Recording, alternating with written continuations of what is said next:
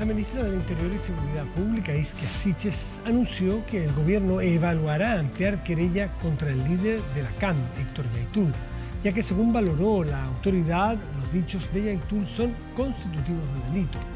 Recordemos que desde 2019 existen distintas querellas por parte del Estado que permiten al Ministerio Público actuar frente a la adjudicación de hechos que atentan contra toda la ciudadanía. Por lo tanto, anunció que como gobierno decidieron evaluar ampliar querellas en torno a estos hechos. Asimismo, informó que se solicitarán una serie de diligencias investigativas al Ministerio Público para que, según declaró Siches, demostrarle al país con claridad que el gobierno está comprometido con resolver los conflictos en la zona.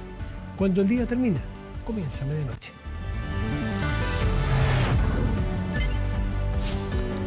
Medianoche.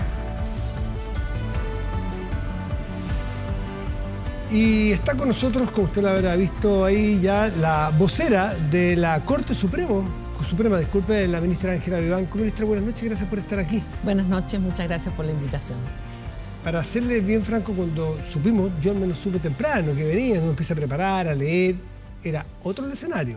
Sí, un escenario totalmente distinto. Los escenarios cambian hora a hora. Exactamente, habíamos escuchado a algunos ministros decir de qué forma el gobierno afrontaba este hecho ineludible, que era estas amenazas de Héctor Yaitul, de qué haría, de qué estaba dispuesto a hacer, de qué es lo que ha hecho su organización con total impunidad y libertad.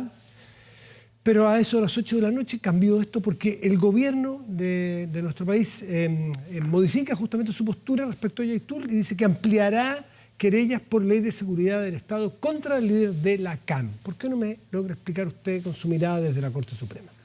Bueno, nosotros efectivamente como jueces, ¿no es cierto?, dependemos de que los otros poderes del Estado generen las condiciones para que situaciones que son delictivas o pueden serlo finalmente lleguen a los tribunales, ¿no? Nosotros, aunque a veces esto no es visible, nosotros no tenemos esa posibilidad de decidir la persecución penal o decidir la normativa penal o todo aquello que es previo, posterior o concomitante con la administración de justicia. Y de ese punto de vista, nosotros hoy en la mañana conversábamos esto como una gran preocupación, porque cuando se profieren, ¿no es cierto?, este tipo de amenazas y anuncios, que además tienen que ver con todo un desarrollo de actividades muy concreto, es muy preocupante que en definitiva quede un poquito el sistema colapsado y que quede el Ministerio Público diciendo necesito una querella por ley de seguridad y por otro lado el gobierno diciendo nosotros ya dijimos que no va a haber más querellas, no vamos a hacer nada. Hay que incorporarla a otras acciones judiciales que ya están en el sistema. Exacto. Entonces, en ese momento, ¿no es cierto?, por la mañana se producía una situación como de impasse en que aparecía todo como suspendido, como paralizado, cosa que obviamente genera una complicación, no solamente a los tribunales que finalmente tenemos que resolver en estas materias, sino para la seguridad del país y la sensación de que el Estado de Derecho se respeta más allá de que haya personajes, ¿no es cierto?, más relevantes o menos relevantes, pero que nadie puede transgredir ciertas barreras, ¿no? ¿Por qué no logra explicar, ministra Vivanco, cómo funciona esto de la ley de seguridad del Estado? ¿Quién necesariamente tiene que querellarse para que opere una ley de nuestro ordenamiento jurídico? ¿Cómo es esto de que si yo cometo un delito y me están investigando, cometo otro, me están investigando, cometo un tercero, me siguen investigando y se le suma a mi carpeta o tiene que haber un tercero? ¿Por qué no nos hace una mini clase ahí para A ver, entenderlo? bueno, lo que hay que decir es que una determinada conducta se puede a veces encasillar en distintos tipos penales. Ya. Y en consecuencia, lo primero que tiene que hacer el Ministerio Público es investigar las conductas, ¿no es cierto?, de que toma conocimiento, porque esas podrían encasillarse de diversas maneras. ¿Y el Ministerio Público puede actuar por sí y ante sí? ¿O tiene que esperar que el gobierno se querelle para poder actuar? El Ministerio Público puede investigar de oficio. Ya. En la medida que haya hechos, ¿no es cierto?, que son públicos y notorios, ¿no?, el Ministerio Público puede investigar. Porque esos hechos se pueden encasillar, como yo le decía, en A, en B, en C. ¿Y cómo entendemos entonces que el fiscal nacional Jorge Abot haya dicho que necesitaba la acción del gobierno? Bueno, él no consideró esa primera parte que yo estoy mencionando y dijo, bueno, como esto es más o menos, ¿no es cierto?, según yo lo veo, el fiscal, no yo, esto como es un delito de la Ley de Seguridad del Estado, para que ese delito opere, necesito la querella que el gobierno presente. ¿Y eso es así? Esa parte es así. Ya. Eso es así. Requiere entonces que el gobierno de Así Chile se querelle. active, por así decirlo, Exacto. se querelle sobre esa conducta particular. Ahora, que también, por eso le decía yo que las conductas son encasillables en distintas leyes, también hay otras leyes que no requieren esa acción por parte del gobierno, que también se pueden utilizar frente a conductas de esta especie. Pero son leyes de menor intensidad que la LSE, Exactamente. ¿no es cierto? Leyes de menor intensidad, pero que permiten llevar adelante un proceso penal. Esto es un poco parecido al caso de los delitos terroristas. Los delitos terroristas se componen de una parte que tiene que ver con el homicidio, las lesiones, la explosión de una bomba, atentados, etc. Y otra parte que tiene que ver con el ánimo o el propósito terrorista. Entonces, a veces, cuando la Fiscalía no logra demostrar el propósito, se va por delitos comunes y dice, ya, ok, aquí hubo homicidio, incendio, etcétera, pero no logré demostrar el ánimo. Para llevar el ejemplo al caso real de Yaitul, había o se está investigando sobre otros delitos. Exacto. A juicio de ustedes, ¿creen que se activó esta categoría especial de Ley de Seguridad del Estado que haría entonces necesario, y que de hecho en la tarde se anunció, que el gobierno se querellara para poder investigar? Creo que el gobierno es bueno que haya reconocido que estaba esa situación de por medio y que habiendo querellas presentadas, supongo que el equipo jurídico, ¿cierto?, revisó el tema y dijo, hay querellas presentadas y en consecuencia lo que aquí procede es ampliar las querellas y agregar estos otros elementos. ¿Qué detona el que sea prudente, adecuado o necesario activar, disculpen el verbo, digamos, pero para entenderlo sin sistema genérico, no jurídico, activar la Ley de Seguridad del Estado? ¿Qué palabra, qué conducta, qué hecho de Yaitul en el fondo, hace que se suba ese último escalón? En el fondo, la Ley de Seguridad del Estado, como lo dice su nombre, ¿no es cierto?, lo que busca justamente es que no haya una acción que esté destinada ya no a una lesión general de bienes jurídicos, sino que en lo fundamental, a lesionar lo que es esa seguridad, esa situación de confianza y de certeza que un Estado de Derecho requiere, que implica también y se asocia con la paz interior. En consecuencia, cuando una persona dice voy a ir a asaltar un banco, es una lesión fundamentalmente de ciertos intereses, pero cuando una persona dice voy a desarrollar, ¿no es cierto?, una actividad de sabotaje, claramente es un tema que se asocia con la ruptura de un sistema institucional. Y en consecuencia eso es lo que lo pone, ¿no es cierto?, en la mira de la Ley de Seguridad del Estado, sin perjuicio, como yo le mencionaba, de que eso se podría también perseguir por otros tipos penales. Va a depender cómo se lleva adelante el caso por el Ministerio Público. Se entiende perfectamente. Lo único que me llama la atención es que al menos yo, puede que me esté fallando la memoria, había visto declaraciones muy similares de Héctor Yaitul antes. No es primera vez. Hoy día utiliza la palabra sabotaje, pero antes utilizaba otra de ir en contra del Estado y de enfrentar al Estado también de una manera genérica. Por lo tanto, da la impresión de que esta última etapa de intensidad legal se pudo haber activado antes. ¿Ustedes están de acuerdo en eso? Bueno, yo creo que aquí había una acumulación de situaciones. Hay querellas que al parecer tampoco han tenido demasiado desarrollo. Parece que esa investigación misma tampoco ha sido demasiado rápida. En consecuencia, aquí estos son los típicos casos en que se van acumulando situaciones, pero a veces estos temas pasan o van más allá de lo jurídico y tienen que ver también con la activación social, en el sentido de decir, oye, ya hay querellas, ya hay una serie de hechos y todo, y ahora además se agrega esto y se dice que bueno, que si hay víctimas colaterales, bueno, así es la vida. Ya como que llega un punto, ¿no es cierto?, de una efervescencia o una reacción social que probablemente hace gatillar este tema. Los gobiernos y los jueces, que son dos poderes del Estado, todavía dos poderes del Estado que están influidos por el contexto social. ¿Está bien que así sea? ¿Ustedes reconocen que así es? A ver, yo creo que ahí hay que hacer un distingo. Yo creo que no debieran los poderes del Estado estar influidos en el sentido de tratar de ir dándole el gusto, ¿no es cierto?, a las mayorías o tendencias que hay constantemente, porque no ese es el papel ni del gobierno, ni del legislativo, ni del Poder Judicial. En otras palabras, yo no puedo fallar de acuerdo a lo que diga Twitter, por ejemplo, ¿no? Ni el gobierno tampoco puede mandar proyectos de ley de acuerdo a lo que diga, no sé, Facebook, ¿no?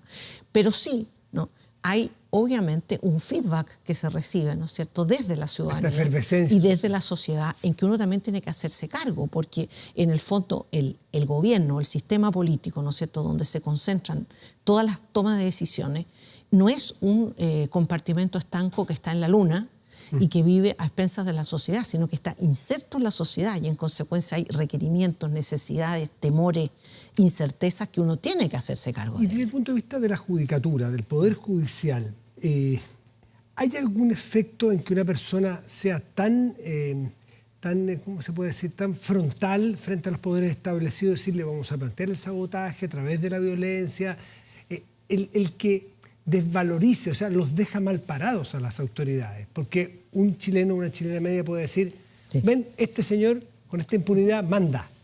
De alguna manera los provocan a los jueces a que tengan que actuar. Es desafiante. Los desafía, los provoca. Sin duda, es un desafío. ¿Eso activa a la judicatura? A ver, la actitud muchas veces se va a medir, ¿no es cierto?, en relación con la recuperabilidad del sujeto, las posibilidades que tiene de reinserción y, por supuesto, también en el dolo, la malicia que ha tenido en su actuar. No es lo mismo que yo en un momento pasional tome una pistola y le dispare a una persona a que lo haga específicamente con todo un objetivo armado, con ánimo frío y calculado, premeditado, etc. Entonces, la personalidad del delincuente, ¿no es cierto?, y las motivaciones del delincuente tienen que ver con una serie de encasillamientos de su conducta y del examen de culpabilidad que tiene. Pero lo que sí es importante decir es que la justicia no es vengativa. Es decir, no dice, bueno, sí, como tú eres desafiante, entonces te vamos a condenar a cadena perpetua. No, la condena va a ser de acuerdo a la ley, pero la forma de ser del criminal sí va a medir, ¿no es cierto?, ciertos elementos de juicio. Ministra, nos quedan 2 minutitos y quiero aprovecharlo en un tema que también está generando efervescencia o inquietud, y se lo ve en un concepto clarito, el Tren de Aragua. Con esto quiero conceptualizar un montón de otras cosas, sí, pero ya se entiende, ¿no es cierto? Estas mafias, estos grupos que aparentemente, investigaciones periodísticas dicen que están infiltrando muchos países, no solo Chile, pero infiltrando Chile de manera muy profunda, y que algunos jueces, que razonablemente son seres humanos, pueden tener mucho temor porque también pueden ser infiltrados, provocados y agredidos. ¿Qué papel está tomando la Corte Suprema en particular frente a estos hechos? Mire, desde el punto de vista de la seguridad, nosotros tenemos protocolos de seguridad que importan mucho el auxilio y apoyo de la fuerza pública para la protección no solamente de la infraestructura judicial, sino también de sus jueces y funcionarios. De ese punto de vista se están estudiando también otras medidas adicionales por el Pleno de la Corte Suprema que se han propuesto, incluso algunas de ellas directamente por los funcionarios, de tal manera de garantizar que no por trabajar en el Poder Judicial o verse enfrentado a este tipo de causas. ¿Hay preocupación especial de ustedes de estos casos que se han expuesto? Por cierto, sin duda, porque obviamente que la capacidad de accionar, ¿no es cierto?, la capacidad de amenazar y dañar en ese tipo de bandas es muy superior a la de un delincuente común. Ha habido amenazas. ¿En particular de estas mafias? Ha habido, como el Tren de Aragua. Ha habido amenazas, hay fiscales amenazados, ha habido amenazas contra los jueces, ha habido hechos de violencia en los tribunales. Entonces esas son situaciones que evidentemente se tienen que enfrentar con el cuidado que esto requiere. ¿Son grupos delictivos distintos a los que ya conocíamos en nuestro país? Son grupos mucho más organizados. Yo le diría que, como lo decía Gendarmería, ¿no? Son grupos que están mucho más alejados de los resquemores de vulneración de derechos, no les importa, para ellos lo que haya que sacrificar se sacrifica, y tienen, como digo, una forma de estructura que incluye todo tipo de violencia, venganza, corrupción, etc.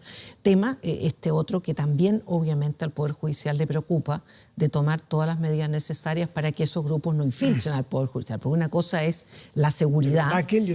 Exactamente. O sea, hay que defenderse en ambos sentidos. Pucha, que quedan temas. Muchos. Porque, entre otros, el Gendarmería decía que desde las cárceles están operando con mucha fuerza estos grupos. Cuando uno cree, la sociedad cree que la justicia encarcela a personas, cree la justicia que está a salvo. Y muchas veces están desde las cárceles organizando la comisión de los peores delitos. Mire, el tema de las cárceles es un tema sangrante en nuestro país. No se ha logrado una rehabilitación adecuada, hay muchos problemas de seguridad, hay muchos problemas de las condiciones, hay problemas de segmentación, hay problemas de mayor dotación. ¿Se siguen violando los derechos humanos en las cárceles chilenas? Sí, sigue sucediendo. Yo le diría que eso no es un tema sistemático, no es que haya un sistema destinado a la violación, pero que sí, la persona que cae en las cárceles muchas veces termina siendo víctima de vulneraciones de derechos humanos, desgraciadamente sigue sucediendo. Ángela Vivanco, ministra vocera de la Corte Suprema, el tiempo se hizo corto, temas son muchos, pero no será la última vez que está con nosotros conversando. Gracias, Ángela, que estés muy bien. Muchas gracias, encantada. Igualmente. Hacemos una pausa, ya volvemos, espérenos. Estamos de vuelta y de inmediato revisamos las informaciones más destacadas del día con David Maldonado. Muchas gracias, Matías. Vamos con el informe de noticias, una inédita decisión. La Contraloría comenzó a investigar a la Secretaría General de Gobierno tras las denuncias de parlamentarios que han acusado intervencionismo electoral y mal uso de recursos públicos de cara al plebiscito del 4 de septiembre. Los fiscalizadores ya iniciaron su trabajo y en esta jornada se reunieron con miembros del gobierno. ¿Cuál es la disposición del ministerio? Chiquillos, voy apuradita.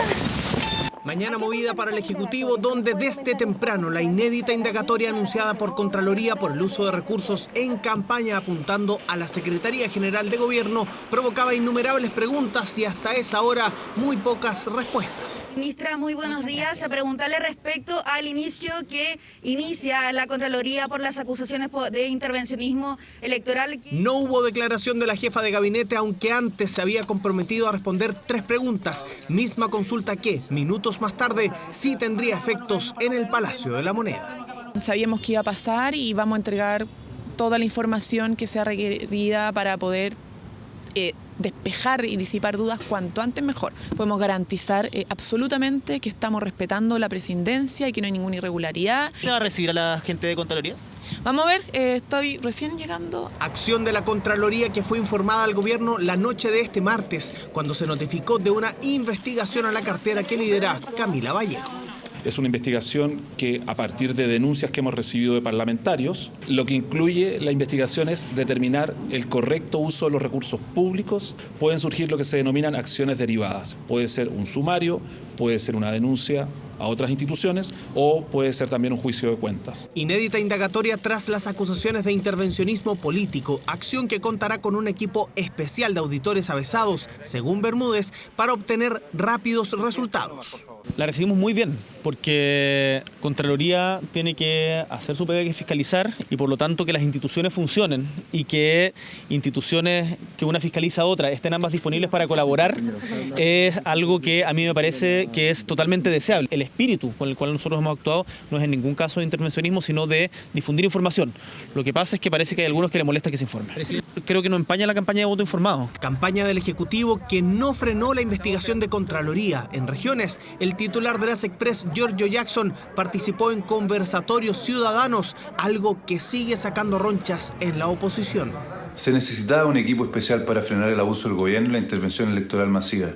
Lo que está haciendo el gobierno es casi paranoico. Creemos que precisamente esta investigación va a permitir descartar que hay un intervencionismo por parte del gobierno. Si es necesario que nuevamente se pronuncie Contraloría, no veo ningún problema en ello. Ahora me preocupa que los sectores del rechazo sigan pretendiendo que la ciudadanía no tenga acceso al texto de nueva Constitución. Pero hacemos un llamado también a agilizar los resultados. No sacamos de nada con sumarios e investigaciones que terminen después del plebiscito. Efectivamente, los resultados podrían conocerse tras el plebiscito. El organismo fiscalizador indaga, por ejemplo, los lives de la ministra Vallejo con otros secretarios de Estado, además de la polémica cita entre el Partido Socialista y el presidente, que un parlamentario, que luego se retractó, definió como una reunión de coordinación por el apruebo. La señal del Contralor es muy buena y muy positiva. Es una señal de que se acabó el chip libre, de que las reglas se respetan. Si alguien se pasa de la raya y actúa incorrectamente, puede ser sancionado. Trabajo intenso para el organismo que mantiene más de 600 auditorías por otras temáticas. Por esto, Bermúdez respondió a los cuestionamientos de la oposición que en días previos acusó demoras en las fiscalizaciones. Es tan manida esa crítica y tan injusta. Hacemos lo que podemos con nuestros recursos y por lo tanto no nos exijan que actuemos intempestivamente. No somos políticos, somos funcionarios públicos. Esta es una discusión política. Hay otros problemas que afectan el día a día, pero la decisión que se toma el 4 de septiembre va a marcar los próximos 40 o 50 años. Por eso es importante, Contralor, pasar del día a día al década a década. Esperamos que el Contralor pueda pronunciarse lo antes posible, no solamente respecto a estos casos, sino respecto a los casos que están ocurriendo en regiones. Una investigación que ya sumó el primer cara a cara entre los representantes del gobierno y los fiscalizadores de la Contraloría. Al edificio bicentenario del centro de Santiago llegó la subsecretaria de la CGGOV, lugar en donde los auditores recabarán los antecedentes de esta inédita investigación.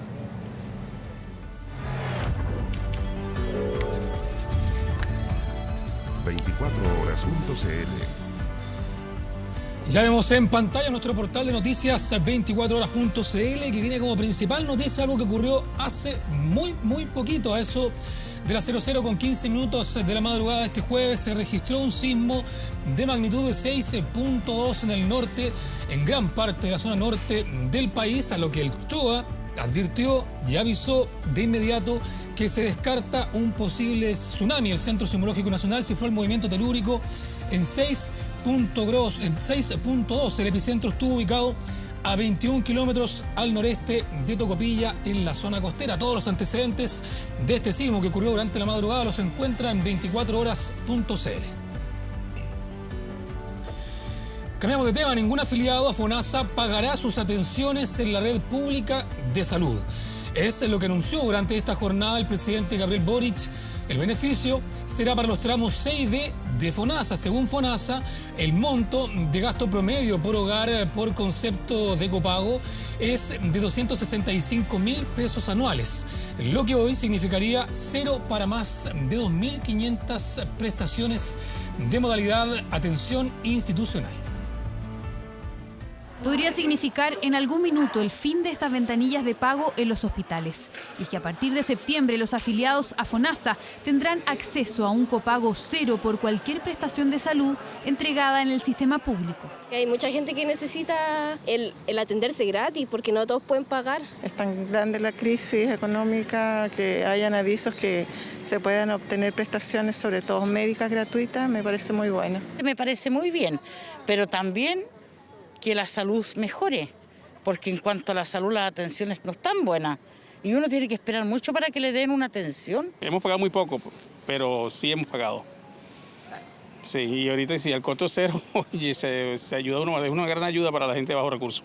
El anuncio fue hecho por el presidente de la República, Gabriel Boric, y espera beneficiar a los más de 5 millones de afiliados a FONASA en tramos C y D, que hasta hoy tienen copagos asociados a sus atenciones de salud. La salud tiene que ser un derecho en donde no esté condicionado por el tamaño de la billetera de la familia.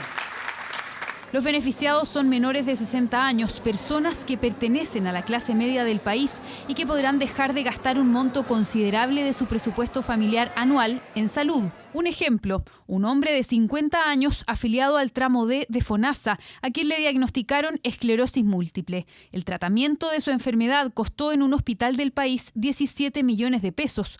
FONASA pagó casi 14 millones, pero él tuvo que hacer un copago de 3.155.000 pesos. A partir de septiembre, ese copago será cero. No hay ninguna excepción, no hay letra chica. Todas las prestaciones realizadas en la red pública de salud, desde el norte hasta el sur más extremo, van a ser gratuitas. Son más de 2.500 prestaciones las que están asociadas a la modalidad de atención institucional. El cambio no requiere un proyecto de ley, así que será una realidad apenas se publique en el diario oficial. Eliminamos esa barrera del acceso en todo el FONASA, en todo el sistema público de salud, a partir del 1 de septiembre. Los beneficiarios no necesitan hacer ningún trámite. En ese momento también estaremos preparados internamente para que los sistemas de atención y también los sistemas informáticos, computacionales ya estén disponibles a esta nueva forma de administración. Y aunque para algunos la medida apunta hacia el objetivo correcto, no solucionaría un problema actual y ya crónico del sistema de salud público. Las listas de espera, que según un estudio de Ipsos de la Universidad San Sebastián, pueden alcanzar hasta los 906 días de espera, con un promedio de 574 días.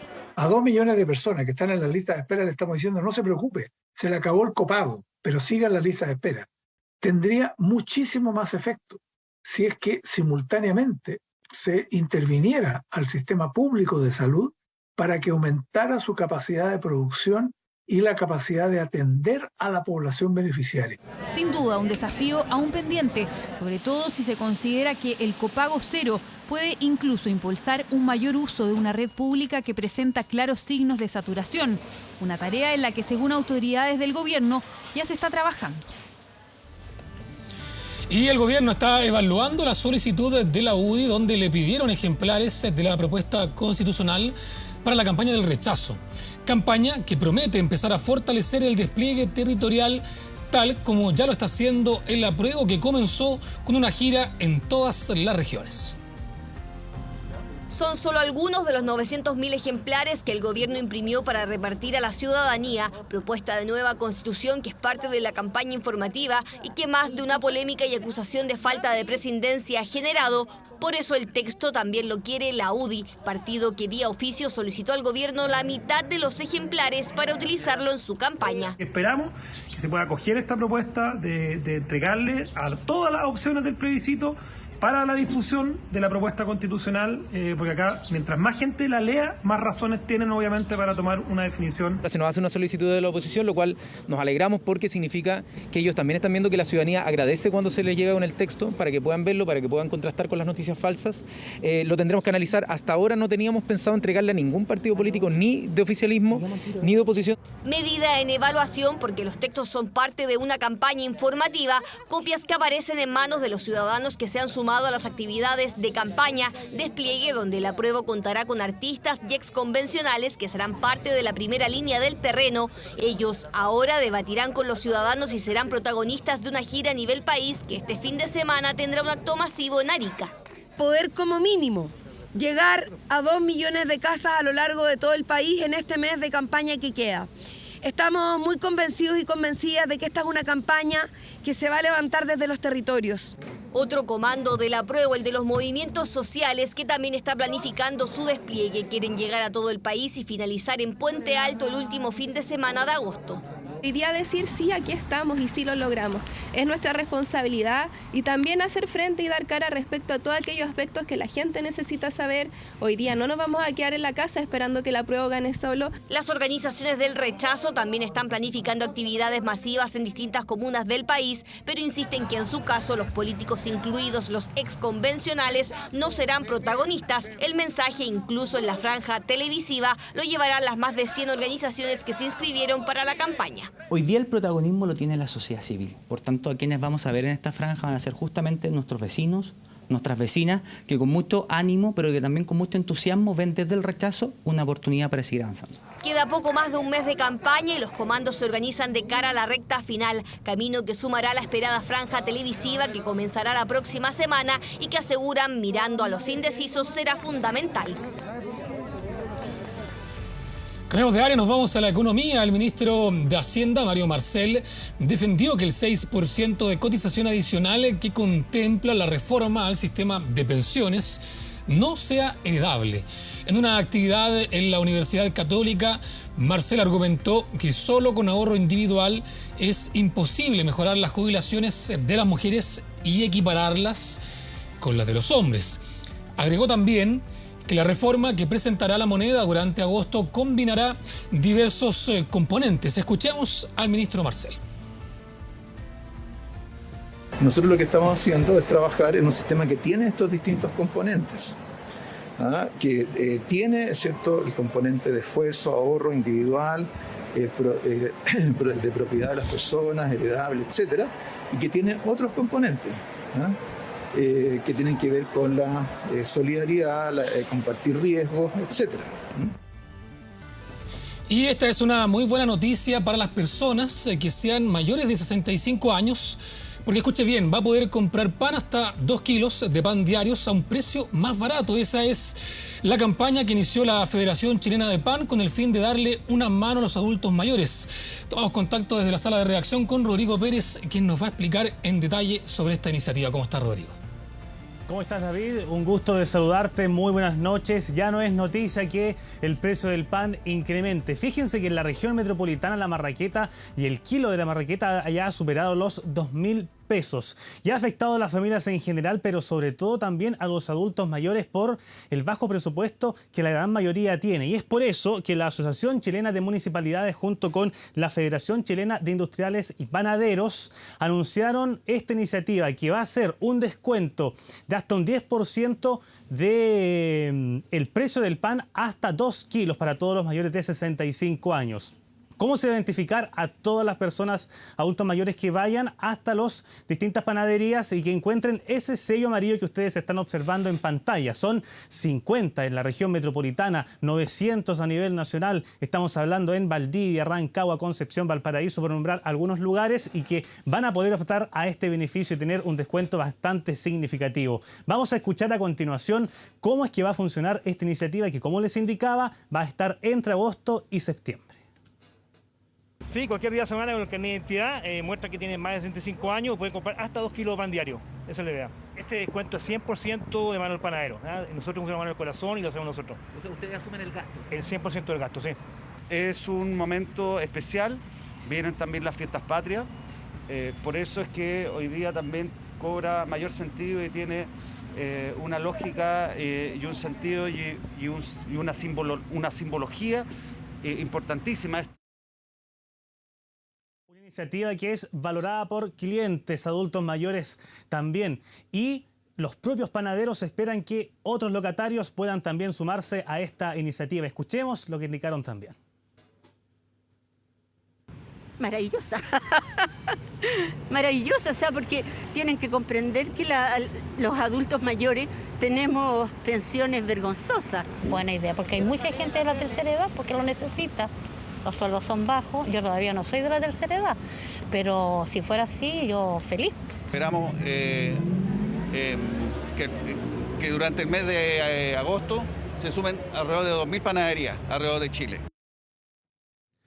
Algo es algo, un descuento, a pesar de que el precio del pan ha aumentado cerca de un 30% en estos últimos 12 meses. Este 10% sin duda puede ayudar en parte al bolsillo de los adultos mayores de nuestro país. Una buena noticia a puertas de las fiestas patrias. Recuerden entonces, todas las personas mayores de 65 años deben presentarse con su carnet en las panaderías con el sello amarillo que tú nos comentabas, Rodrigo. Muchas gracias. Buenas noches. Buenas noches. Nosotros vamos a una pausa comercial y ya volvemos con más noticias. Y escuche bien, la misma banda de delincuentes realizó 2 portonazos esta noche en la Florida. Esa y otras noticias policiales las tiene Carlos Godoy, con quien tomamos contacto de inmediato. ¿Cómo estás, Carlos? ¿Cómo estás, David? Claro, 2 portonazos, uno en la Florida, otro en Puente Alto. San Nicolás con Navidad son las cámaras de seguridad que vamos a pasar a revisar a continuación en este delito de encerrona que afectó a un conductor que se encontraba en esta intersección de calles ahí en la comuna de La Florida. Fue atacado por 4 delincuentes que se movilizaban en un vehículo, el cual fue robado momentos antes en la comuna de Puente Alto, específicamente en la calle Salvador Sanfuentes. Este vehículo que robaron en la comuna de Puente Alto fue abandonado posteriormente en el segundo robo que cometió la misma banda ahí en la comuna de La Florida, situación que está siendo investigada con estas cámaras de seguridad y también el empadronamiento de los testigos por personal de Carabineros, quienes ya comenzaron las diligencias para poder establecer la identidad de estos delincuentes, los cuales se mantienen prófugos hasta este momento. Se están revisando, como yo les comentaba, estas cámaras de seguridad y también las de la comuna de Puente Alto para poder dar con la identidad y el paradero de estos antisociales que se encuentran prófugos en estos momentos. Vamos con otras informaciones policiales también que han ocurrido durante el transcurso de la tarde y nos vamos a trasladar hacia la región de Coquimbo, en específico hacia el sector de La Serena, donde un menor de 16 años fue herido a bala. Todo esto en medio de un confuso incidente, el cual está siendo investigado por la Brigada de Homicidios de la Policía de Investigaciones. Todo esto tiene su raíz cuando un padre va caminando con este menor de 16 años por la avenida Cuatro Esquinas con avenida Pacífico, cuando son interceptados por un grupo de 4 desconocidos, los cuales bajaron de 2 automóviles con la intención de atacar al padre de este menor, el cual arranca desde este lugar unos metros. Sin embargo, al no poder darle alcance, estos delincuentes volvieron y atacaron con un disparo a corta distancia en su cabeza a este niño de tan solo 16 años, el cual fue trasladado hasta el hospital de La Serena en primera instancia y luego hasta el hospital de Coquimbo, donde se mantiene en riesgo vital con esta herida en el cráneo. Se presume que las personas que cometieron estos disparos serían extranjeros y están siendo ampliamente buscados por la policía. Es la brigada de homicidios en la cual se trasladó hasta este lugar para poder realizar las primeras diligencias para establecer la identidad de estos delincuentes y también su paradero. Tenemos declaraciones que pasamos a escuchar a continuación. 4 individuos, de los cuales uno de estos va en persecución del papá, el cual logra arrancar, y al no poder darle alcance a este retrocede y se abalanza sobre el menor, disparándole a corta distancia en su cabeza. El menor ahora se encuentra ya con riesgo vital y está en el Hospital Regional de Coquimbo. Volvemos ahora a la región metropolitana porque también atacaron con piedras un cuartel militar, todo esto en la comuna de Quinta Normal. Los funcionarios que se encontraban al interior de este cuartel se defendieron con una manguera de agua. Todo esto ocurrió en la división de ingenieros del Ejército, en estos incidentes que ocurrieron cerca de las 10 de la mañana, donde un grupo de 50, 60 estudiantes, adolescentes con uniforme atacaron a estos funcionarios con piedras y tal como les mencionaba, estos militares utilizaron una manguera de bomberos para lanzarles agua y así disuadir estas manifestaciones que se estaban generando en el exterior y que estaban lanzando piedras hacia este recinto. Desde el Ejército indicaron que se desconocen los motivos de este ataque y que la división de ingenieros es un 50% de funcionarios civiles y también muchas mujeres. Cabe destacar también que esta división no es un regimiento, sino un recinto donde se realizan labores administrativas. Es por esta razón que se desconocen las causas de este ataque. Está siendo investigado en estos momentos. Tenemos declaraciones y las pasamos a escuchar también a continuación. Bueno, nosotros actuamos con medidas disuasivas, especialmente con manguera de bomberos, les tiramos agua para poder disuadir y que no se acerquen tanto al cuartel, ya que ese es un medio que buscamos no herir a una persona. Estos son jóvenes. Ahí estaban esas declaraciones, una medida disuasiva, estas mangueras que lanzaron agua hasta estos estudiantes que estaban realizando esta manifestación en el exterior de este cuartel militar en la comuna de Quinta Normal, que afortunadamente terminó sin personas lesionadas. David Maldonado. Muchas gracias por ese informe, Carlos. Nosotros cambiamos de tema, estamos a pocos días de que comience la franja televisiva para el plebiscito constitucional. Los detalles de esta y otras noticias las revisamos en la siguiente síntesis preparada por Constanza Azul. El Consejo Nacional de Televisión entregó el listado y los tiempos de los comandos, partidos y organizaciones que participarán en la franja televisiva para el plebiscito de salida del 4 de septiembre. La campaña, que comenzará el próximo 5 de agosto, contará con 378 organizaciones agrupadas por el apruebo y el rechazo. El orden de las opciones será sorteado este viernes. La franja será emitida en 2 horarios, el primero a las 12:45 y el segundo a las 20:45 horas. La Corte de Apelaciones de La Serena revocó la resolución dictaminada el 18 de julio de este año para uno de los imputados por el caso Romario. El acusado, identificado con las iniciales MARB, deberá cumplir con la medida cautelar de prisión preventiva luego que se constatara el incumplimiento reiterado del arresto domiciliario total decretado el 2020. El imputado es acusado de ser el autor del delito de violencia innecesaria con resultado de lesiones graves contra Romario Veloz, ciudadano ecuatoriano que falleció en el marco del estallido social. Del caso, otros 3 funcionarios del Ejército se encuentran implicados. Uno de ellos, el capitán José Faúndez, imputado por su presunta responsabilidad en los delitos de homicidio simple. Los otros 2 corresponden a los soldados conscriptos CJRO y JAAM como los autores de homicidio consumado y homicidio frustrado respectivamente. La audiencia de preparación se realizará entre los días 22 y 23 de agosto. Un incendio se registró en la región de Magallanes, específicamente en el sector de Villa Punta Delgada, en la comuna de San Gregorio, a 160 kilómetros de Punta Arenas. De acuerdo con la información entregada por el alcalde subrogante Jorge Muñoz, el siniestro consumió a 2 viviendas de material ligero, dejando a 12 personas damnificadas. Desde la Municipalidad de San Gregorio informaron que se encuentran preparando un albergue para las familias afectadas. La empresa nacional del petróleo anunció que los precios de las bencinas volverán a subir a partir de este jueves. De acuerdo al informado por el organismo, los valores de los combustibles de 93 y 97 octanos subirán a 12,7 pesos por litro, al igual que el diésel. En relación con el gas, este tendrá una disminución de 2,3 pesos por litro. En el comunicado emitido por ENAP, también recordaron que la empresa no regula ni fija el valor de las bencinas en el mercado nacional. Bueno, respecto al sismo magnitud de 6.2 que tuvo epicentro 21 kilómetros al noreste de Tocopilla, la alcaldesa de dicho sector de Tocopilla anunció la suspensión de las clases para la jornada de este jueves con la intención de poder revisar el estado, la infraestructura de los colegios. Se mantendrán, eso sí, habilitados los comedores. Ahí podemos ver el comunicado que entregaron desde el municipio. Bueno, nosotros dejamos hasta aquí este bloque informativo. Volvemos contigo, Matías. Bien, David, muchas gracias. Y ahora nos vamos a la pantalla grande de nuestro estudio y revisamos contenidos de nuestro portal de contenidos y noticias 24horas.cl, que destaca en este momento una noticia deportiva. Y mire, relevante, Chile derrota a Argentina en Buenos Aires y se proclama campeón de la Copa América de Fútbol 7. El elenco nacional derrotó 2-1 al albiceleste y por primera vez se queda con este trofeo. Más detalles, 24horas.cl. Revisamos el tiempo para hoy en nuestro país. Hoy, jueves 28 de julio ya. Revisamos que en Santiago habrá cielo despejado y una máxima probable de 16 grados.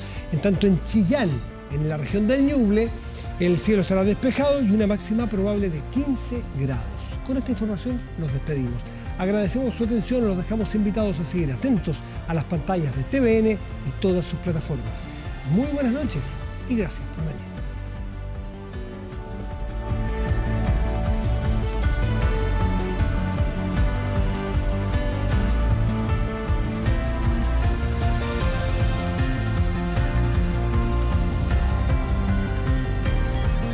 Hemos presentado Medianoche.